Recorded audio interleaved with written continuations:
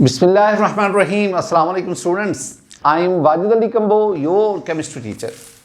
Student आज के इस लेक्चर में हम स्पॉन्टेनियस और नॉन स्पॉन्टेनियस रिएक्शंस इनको डिस्कस करने जा रहे हैं। ज़रा गौर से सुनिएगा, ये इंपॉर्टेंट टॉपिक है। इसमें बाज़ ऐसे पॉइंट्स हैं जो बहुत कंसेप्चुअली जो समझने के लायक हैं। स्टूडेंट, स्पॉन्टेनियस प्रोसेस या स्पॉन्टेनियस रिएक्शन, प्रोसेस और रिएक्शन। स्पॉन्टेनियस मीनिंग को अगर आप देखेंगे, स्पॉन्टेनियस मीन्स खुद ब खुद। तो वो रिएक्शन, वो प्रोसेस जो खुद ब खुद होता है, किसी मदद के बगैर, without any external assistance, without any external energy, and move from non equilibrium to equilibrium state. First of all हम इसकी ना डेफिनेशन की तरफ बढ़ते हैं। तो डेफिनेशन में मैं कहूंगा अ प्रोसेस कह लो या आप इसको रिएक्शन कह लो। मैं कुछ रिएक्शंस के एग्जांपल दूंगा, कुछ मैं प्रोसेसेस के एग्जांपल दूंगा। अ प्रोसेस और reaction which takes place on its own, जो खुद ब खुद होता है, विदाउट एक्सटर्नल या आउटसाइड कह लो, एक्सटर्नल असिस्टेंस। मैं ना इसको एनर्जी कहूंगा, विदाउट एक्सटर्नल एनर्जी। और दूसरी बात, and moves from non equilibrium to equilibrium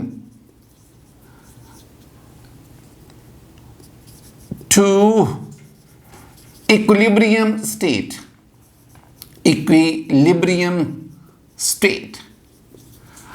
अब that process, that reaction is called the spontaneous reaction. अब इसमें ना जो important points, which takes place on its own, खुद होता है, विदाउट एक्सटर्नल असिस्टेंस। मैं असिस्टेंस भी कह सकता हूं, मैं एनर्जी भी कह देता हूं, एनर्जी जो बैरूनी एनर्जी के बगैर होता है। And move from non equilibrium to equilibrium state. अब याद रखना, ये जो स्पॉन्टेनियस प्रोसेस है, their most natural process, real process. और फितरत में जो भी रिएक्शन होता है, जो भी प्रोसेस होता है, वो स्टेबिलिटी की तरफ जाता है।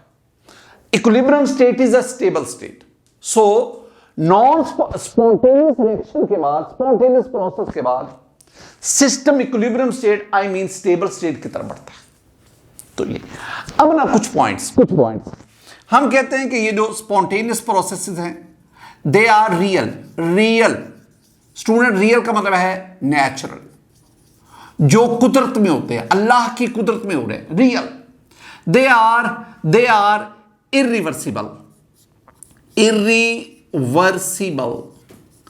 they are unidirectional। बहुत इंपॉर्टेंट ये अल्फाज है। जो स्पॉन्टेनियस रिएक्शन है, स्पॉन्टेनियस प्रोसेस हैं, वो अल्लाह की फितरत में, अल्लाह की कुदरत में हो रहे हैं। They are real, natural, and they are irreversible, they are unidirectional. एक ही सम्मत में बढ़ते हैं। यूनिडायरेक्शनल है, एक ही सम्मत में, रिवर्स नहीं है, रिवर्सिबल नहीं है, इरिवर्सिबल है। एक और पॉइंट फिर मैं इनको एक्सप्लेन करता हूं कि mostly exothermic reaction are spontaneous process.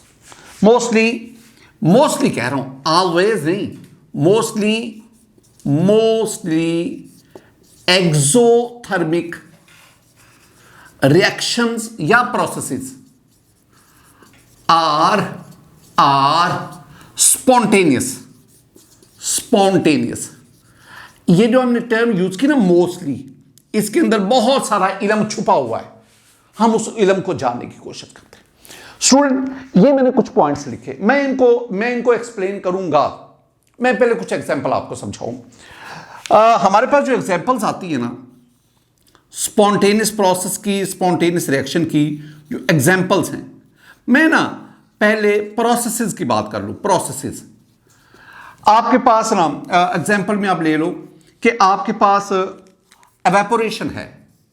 Evaporation evaporation is a spontaneous process. ये हम बाद में बात करेंगे, ये एंडोथर्मिक भी होता है, ये स्पॉन्टेनियस प्रोसेस है। अब वाटर की evaporation, what is a spontaneous? पानी लें, बीकर में कहीं रख दें तो आप देखेंगे water will evaporate. Similarly you have other fuels like that of gasoline, जिसे हम पेट्रोल कहते हैं, डीजल है, kerosene, ethers, some alcohols, all these liquids they evaporates, so they show the evaporation। बिल्कुल इसी तरह evaporation के साथ ही साथ आप ना कुछ और प्रोसेसेस भी हैं। Binding of oxygen with haemoglobin in blood में ऑक्सीजन हीमोग्लोबिन के साथ बाइंडिंग करती है, that is also the spontaneous process, खुद ब खुद हो रहा है। Similarly the dissolution of solute in solvent, that is also the spontaneous process. Student, एक और बहुत इंपॉर्टेंट, वो क्या? पानी का ऊपर से नीचे की तरफ आना, flow of water from high to low, from high level to low level, flow of water. ये मैं फ्लो ऑफ वाटर की बात करता हूं। ये मैंने कुछ ना आपके साथ कुछ प्रोसेसेस डिस्कस किए। एवेपोरेशन की बात की मैंने, binding of oxygen molecule with haemoglobin in blood की बात की मैंने, फ्लो ऑफ वाटर की बात की मैं, flow of heat from hot to cold body, ये तीसरी बात, flow of heat, flow of या ट्रांसफर कह लो, फ्लो कह लो, ट्रांसफर कह लो of heat from hot to cold body, that is also an examples of spontaneous processes. अब कुछ रिएक्शंस पे आ जाओ, स्टूडेंट मेरे पास ना एक न्यूट्रलाइजेशन रिएक्शन है, न्यूट्रलाइजेशन रिएक्शन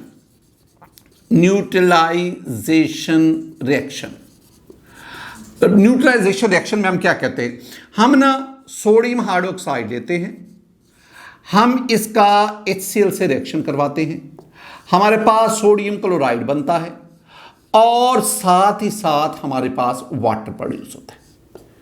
ये जो मैंने आपके सामने लिखा, this one is spontaneous process. ये एक्सोथर्मिक है, ये स्पॉन्टेनियस है। बाज दफा ना मैं यहां कुछ करेक्शन करवाता चलूं, बाज बुक्स में यहां पे ना रिवर्सिबिलिटी का साइन है, वो कहते हैं दिस वन इज रिवर्सिबल, हालांकि spontaneous process are irreversible, spontaneous process are unidirectional. बिल्कुल इसी तरह मैं एक और एग्जांपल की तरफ बढ़ता हूं और वो बहुत सिंपल है, और वो मेरे पास है कि मेरे पास copper sulphate we have an aqua solution of copper sulphate, this solution is blue in colour. जब हम इसमें जिंक को ऐड करते हैं, इसका ब्लू कलर जो है वो डिसअपीयर हो गया, हमारे पास जिंक सल्फेट बना और साथ कॉपर जो है वो हासिल होता है। तो कॉपर सल्फेट ब्लू सॉल्यूशन, उसमें जिंक को ऐड करना, जिंक सल्फेट का बनना और कॉपर का सेपरेट हो जाना, precipitate out, this one is also the spontaneous process. मैंने आपके सामने कुछ स्पॉन्टेनियस प्रोसेसेस की बात की, all these are spontaneous. Student दोबारा इन बातों की तरफ आना, ये मैंने आपको ना एक ओवरव्यू दे दिया। अच्छा, कंबस्शन रिएक्शंस, आप यहां पे ना एक और बात भी कर लो कि कंबस्शन रिएक्शन मैं यहीं पे लिख देता हूं कि इन्हीं एग्जांपल्स में जो कंबस्शन रिएक्शंस हैं, कंबस्शन वो भी स्पॉन्टेनियस है।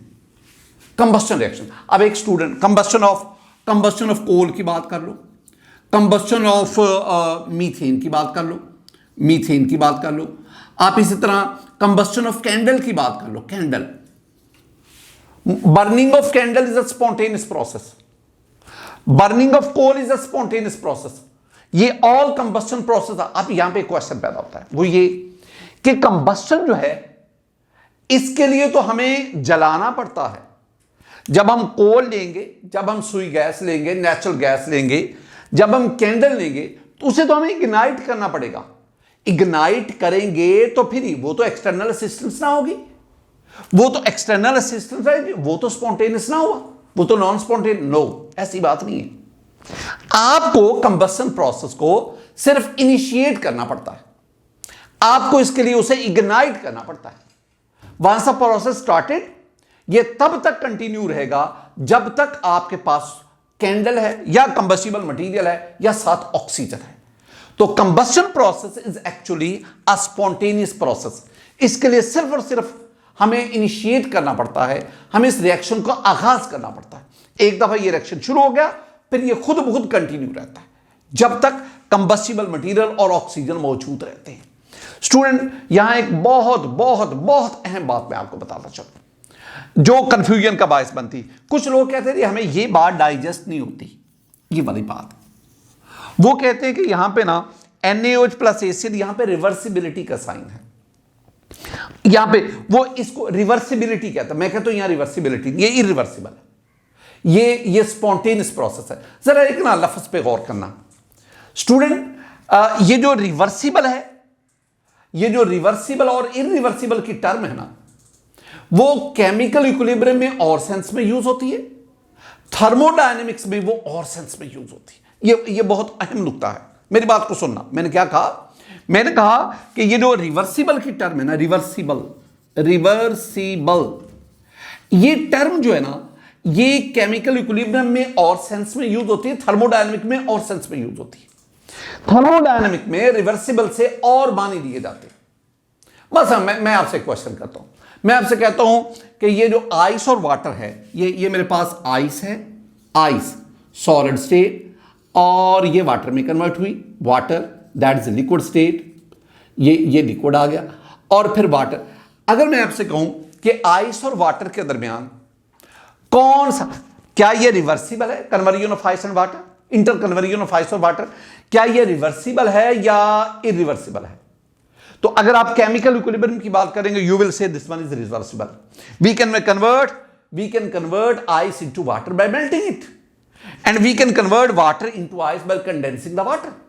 आप टेम्परेचर बढ़ाओ आइस, तो केमिकल इक्विलिब्रियम के सेंस में this reaction, this process is reversible, but in sense of thermodynamics this is not reversible. वो कैसे?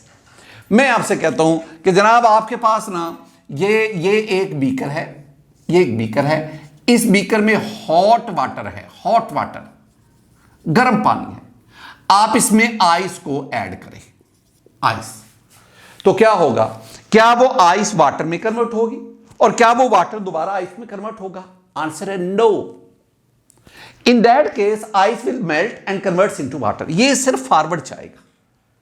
इसका मतलब क्या हुआ? आप तो कहते कि नहीं ये तो रिवर्सिबल होता है, तो फिर इस हॉट वाटर में वाटर आइस में कन्वर्ट होगा। आंसर है नो, नहीं, कभी भी नहीं। इसका मतलब क्या हुआ? इसका मतलब है ये जो रिवर्सिबल रिएक्शन का कॉन्सेप्ट है, ये थर्मोडायनेमिक्स में और है और केमिकल इक्विलिब्रियम में और है। लेकिन एक बात जरा देखना, वो बोला क्या? यहां तो मैंने हॉट वाटर लिया ना, यहां तो हॉट वाटर लिया, यहां तो आइस जब मेल्ट करेगी तो उसका टेम्परेचर डिक्रीज कर जाएगा, यहां तो सराउंडिंग का टेम्परेचर भी कम होगा, क्योंकि melting of ice that is an endothermic process, और एंडोथर्मिक होने की वजह से ये एनर्जी अब्सॉर्ब करेगी। लेकिन अगर मैं कहूं कि आपके पास ना एक क्लोज कंटेनर है, क्लोज कंटेनर, एक आपके पास ना फ्लास्क है जो चारों तरफ से मुकम्मल तौर पर ये ढापी हुई है, फ्लास्क है, इसके अंदर आप वाटर को लेते हैं और उस वाटर में आइस है, a small piece of ice.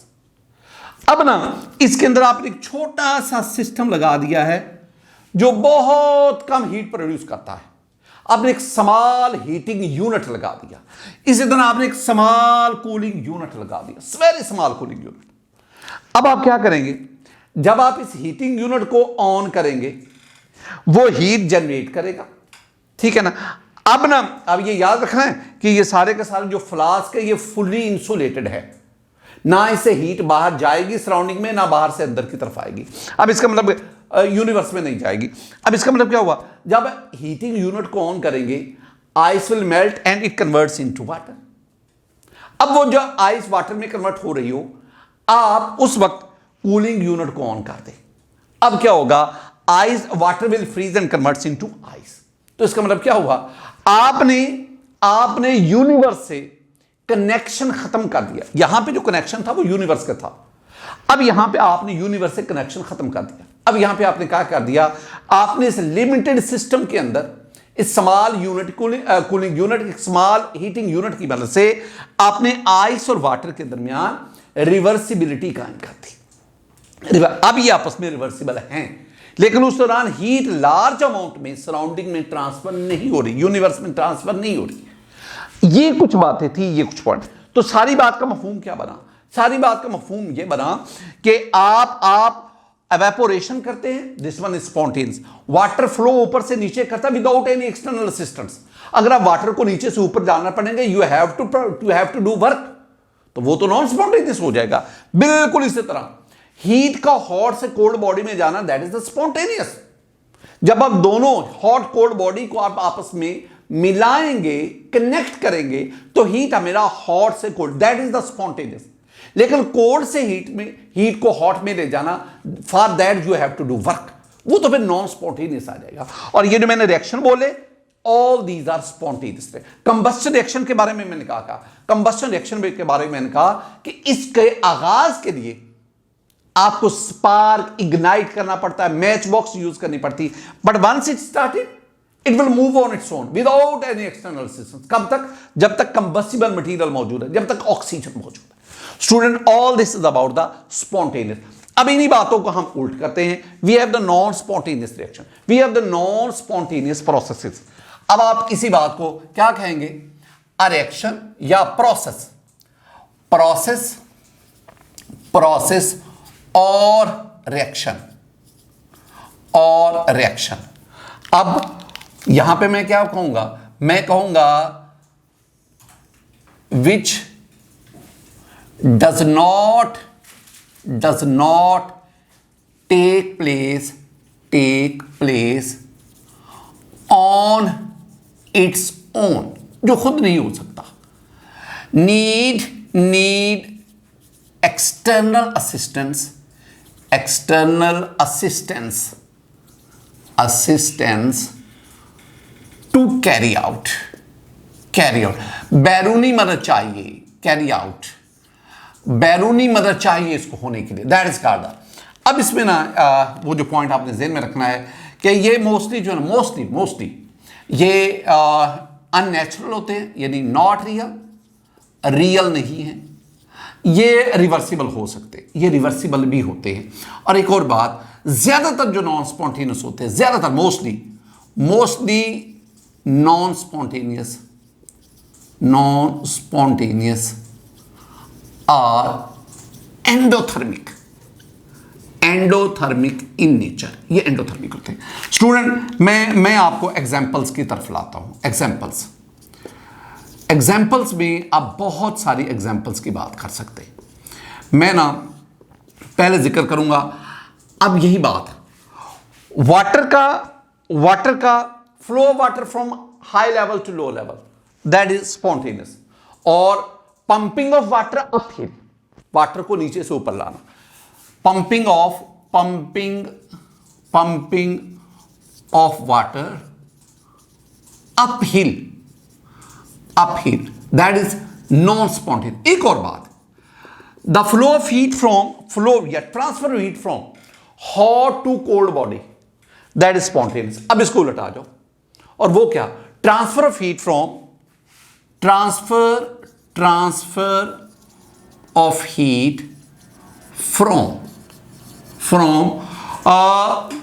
Cold to hot body, यानी अगर आप किसी भी रेफ्रिजरेटर के अंदर से हीट को बाहर लाएं, उसके लिए आपको वर्क करना पड़ेगा, उसके लिए आपको एक्सटर्नल असिस्टेंस की जरूरत है।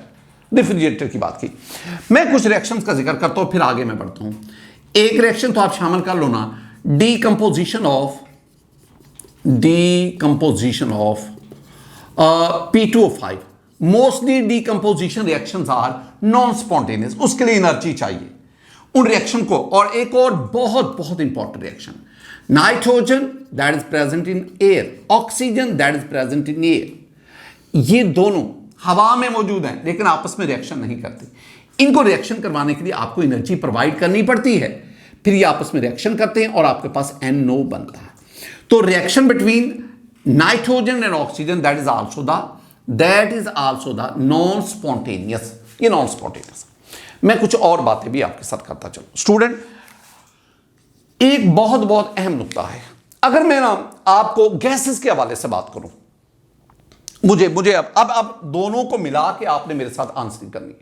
पहली बात, अगर मैं गैसेस के हवाले से बात करूं कि किसी भी गैस का एक्सपेंड करना from high concentration to low concentration, ये क्या होगा? यानी एक्सपेंशन ऑफ गैसेस, और दूसरा लिक्विफेक्शन ऑफ गैसेस। मेरे ये कुछ आपसे क्वेश्चंस हैं। और तीसरी बात, मैं एक और भी बात करूंगा, और वो emission of radiation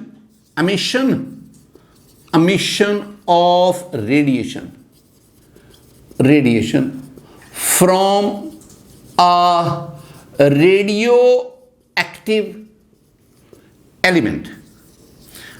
ये जो मैंने लिखा है ना स्टूडेंट, आपने मुझे बताना है कि इन तीनों में से स्पॉन्टेनियस कौन है, नॉन स्पॉन्टेनियस कौन है।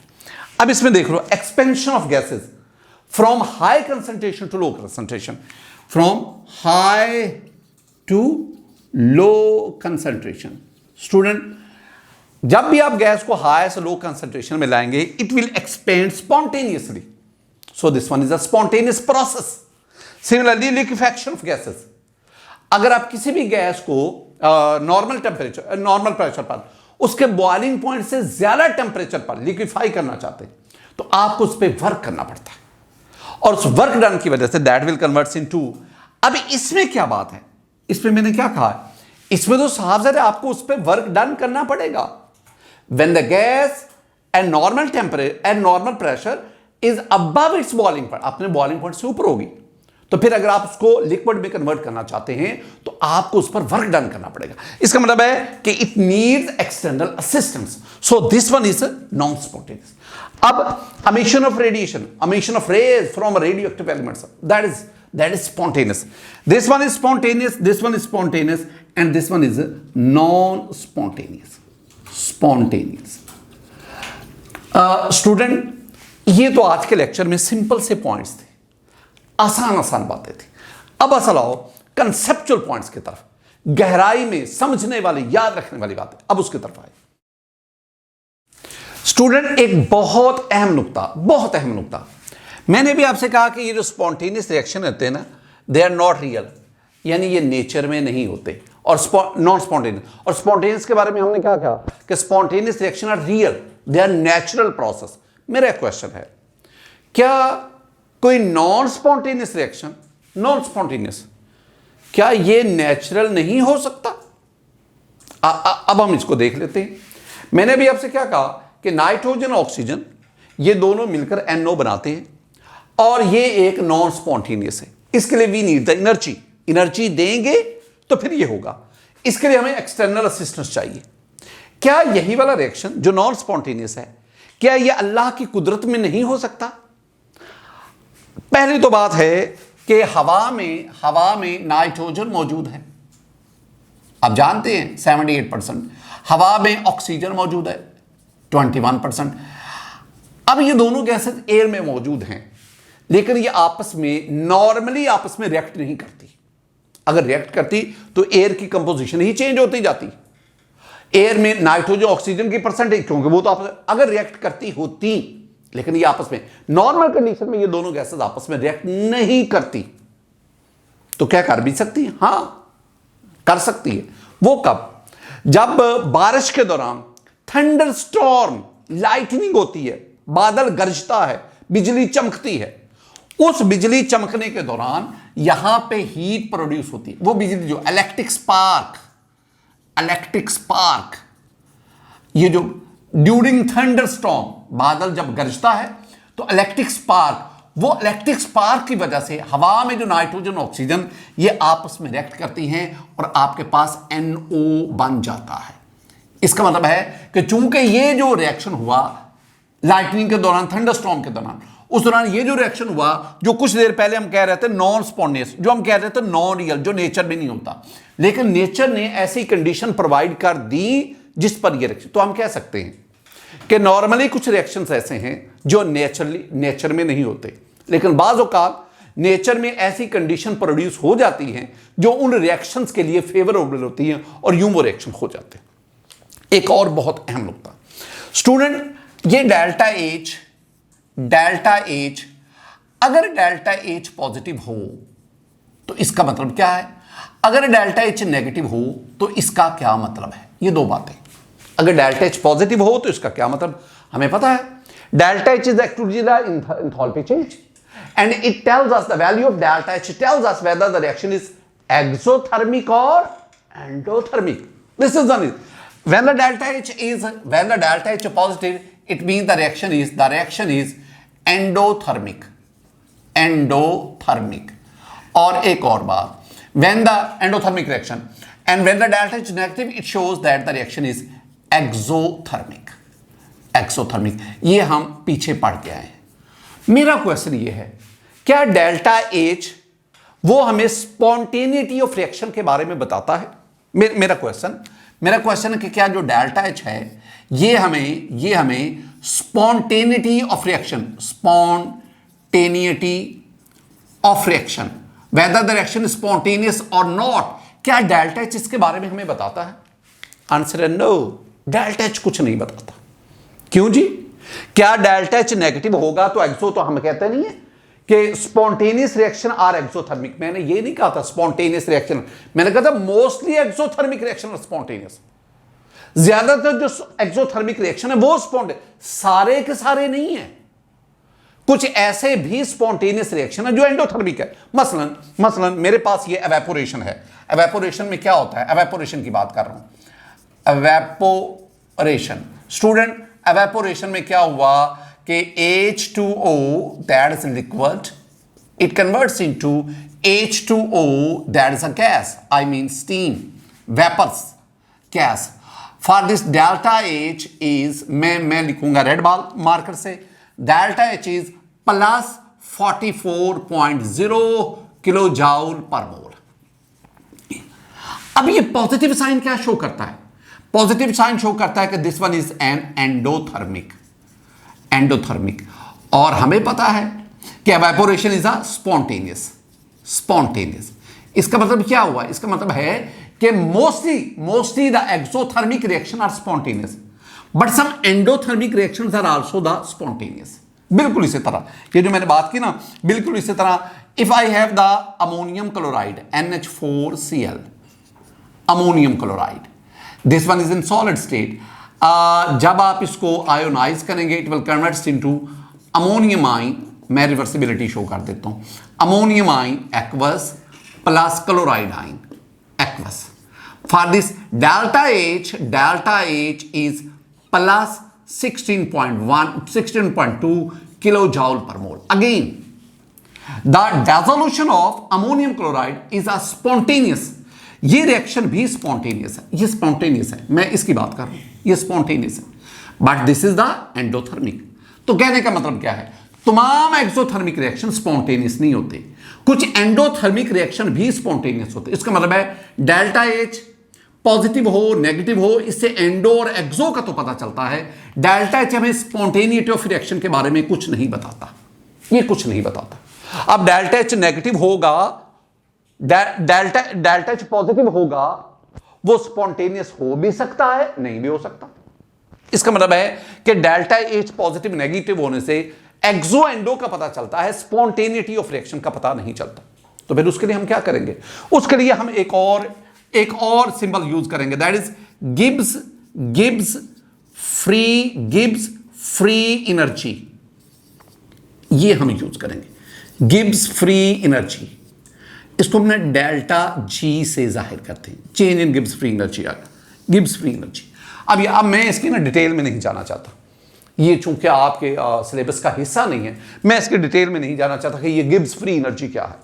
Simply this is the part of energy which is used for useful work, यानी एनर्जी का वो हिस्सा जिसको यूजफुल वर्क में कन्वर्ट करते हैं, that is called the Gibbs free energy. It is related to enthalpy, it is related to entropy. मैं अब इनके चक्कर में नहीं पड़ना चाहता, मैं सिर्फ आपको बताना चाहता हूं अगर आप किसी भी रिएक्शन की स्पॉन्टेनिटी को चेक करना चाहते हैं, दैट इज स्पॉन्टेनियस ऑन, आप उसकी डेल्टा जी वैल्यू देखें। अगर delta G value delta G value negative हो, अगर डेल्टा जी वैल्यू पॉजिटिव हो, अगर डेल्टा जी वैल्यू जीरो हो, अगर डेल्टा जी वैल्यू नेगेटिव हो तो it means that is spontaneous reaction, spontaneous reaction. अगर डेल्टा जी वैल्यू पॉजिटिव हो that is non spontaneous reaction. मैं रिएक्शन को आर एक्स लिखता हूं, आप नहीं लिखेंगे, मैं आर एक्स लिख देता हूं। काइंडली आप लोग ना REACTION लिखेंगे, मैंने शॉर्ट फॉर्म में लिखता हूं। और अगर डेल्टा जी वैल्यू तो रिएक्शन इज एट इक्विलिब्रियम, ये रिएक्शन जो है वो इक्विलिब्रियम पे आ चुका है। स्टूडेंट ये चीज भी आपने नोट कर ली है। माय डियर स्टूडेंट, ये था हमारा आज का लेक्चर। इसमें मैंने आपको स्पॉन्टेनियस, नॉन स्पॉन्टेनियस और उससे रेलेवेंट कुछ इंपॉर्टेंट पॉइंट्स आपके साथ शेयर किए। इससे पिछला जो हमारा लेक्चर था उसमें हमने एक्सो और एंडो को पढ़ा। अब ये पिछला लेक्चर और ये लेक्चर, इनसे रेलेवेंट जो भी शॉर्ट आंसर क्वेश्चन, जो भी MCQ, जो भी लॉन्ग क्वेश्चन है, वो हमारी नेक्स्ट वीडियो में आप देख सकते हैं। स्टूडेंट, हमेशा लेक्चर के एंड पे मैं आपसे कहता हूं कि इल्म फैलाने के समल में, केमिस्ट्री को आसान बनाने के समल में आप मेरा साथ देंगे। हम केमिस्ट्री पढ़ने के अमल को, केमिस्ट्री सीखने के अमल को आसान करेंगे, बाकी साइंसेस के सीखने के अमल को भी इंशाल्लाह हम आसान करेंगे। अल्लाह ताला हम सब पर अपना फजल फरमाए, अल्लाह ताला हम सब पर अपना करम फरमाए। अस्सलामु अलैकुम व रहमतुल्लाह।